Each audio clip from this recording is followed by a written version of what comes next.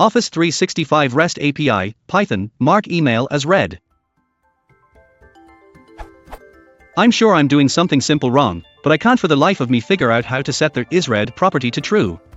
It's the last step of my process that gets a filtered list of messages and stores and processes any attachments. According to the docs, isRead is writable, this URL. This URL. I'm using Python 2.7 and the requests module.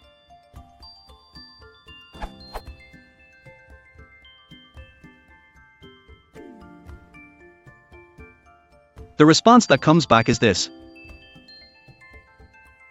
What's the problem with my request?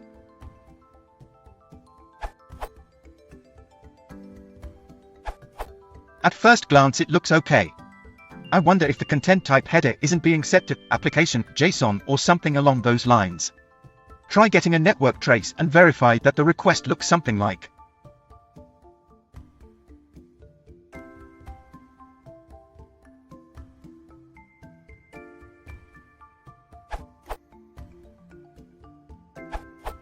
Well, I have an answer for myself, and it is indeed a simple matter. It was a mistake to not fully read how patch is different from get or post. In short, it's important to make sure your headers are set for the right content type. Here is the working code.